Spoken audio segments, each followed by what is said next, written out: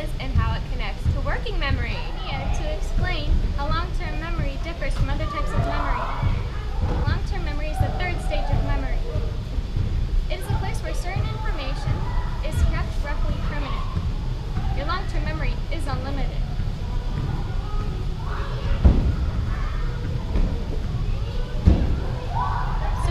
So if you ever said, I just can't even with school or learning, chances are you probably can.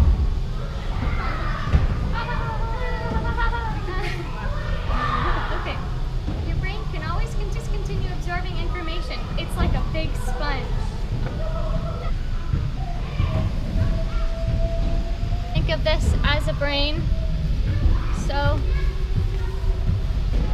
your brain absorbs all the information and knowledge.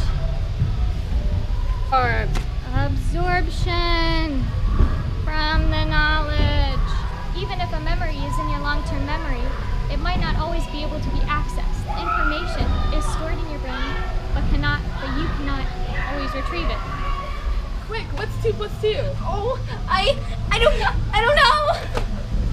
So does our brain store all of our memories forever, even if we cannot retrieve them? No. Our brains can only keep memories in our long-term memory if they were meaningful or important to us.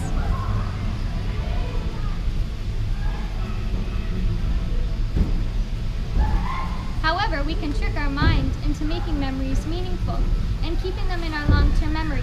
We can use tunes, beats, repetition to learn. However, there is a way to trick our mind into making memories meaningful and keeping them in our long-term memory. Examples of this are phone numbers, poems, and tunes to help the retrieval process easier. But is maintenance rehearsal the best way to learn and store information in your long-term memory? No.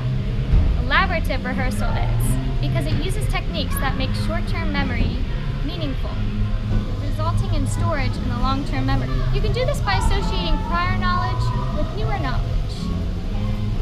So remember, long-term memory differs from other type of memory because it's permanently there, has unlimited storage, and with a significant meaning is the key to long-term memory. What are the various types of long-term memory, and how is information stored in long-term memory organized?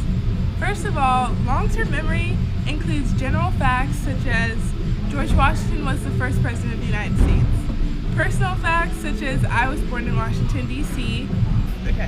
And skills that can be performed, such as buttoning up a shirt. There are 2 types of long-term memory. One is non-declarative, implicit long-term memory, and the other is called declarative, explicit long-term memory. Do you remember how to do things such as tie your shoes and ride a bike? Those are non-declarative memories. Having the memory and knowledge to ride a bike is implied by the fact that I can actually ride a bike. Procedural memory is the memory of how to do things. Knowing how to walk, talk, and tie your shoes are examples of procedural memory.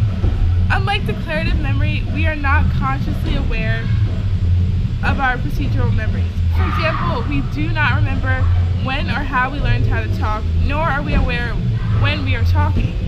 We are actually remembering how to speak and using those memories to produce words and sounds.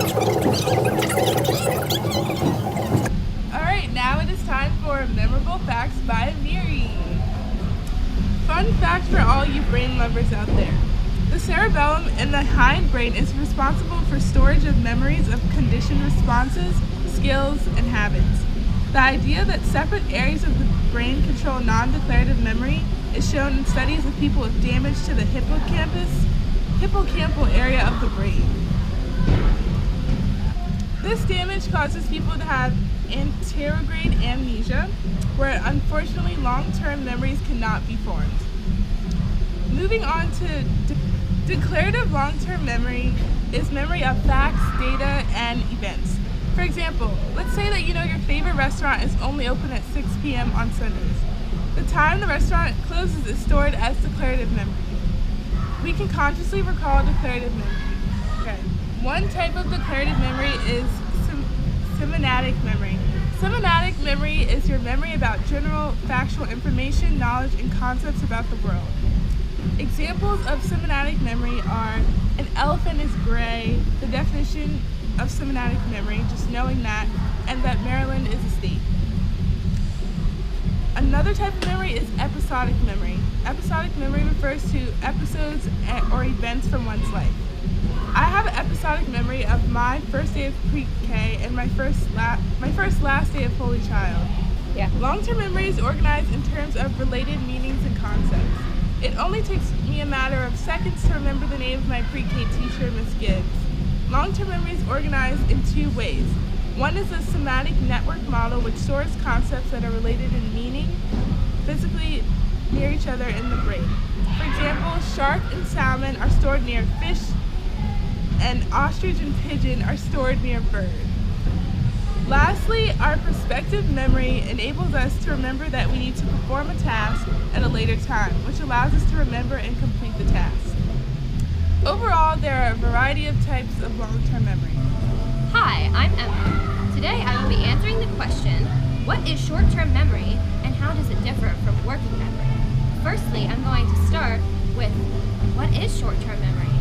Short-term memory is the temporary system in which information is held for brief periods of time while being used. The textbook example is, if an incoming sensory image is important enough to enter consciousness, that message will move from sensory memory to the next stage of memory, which is short-term memory.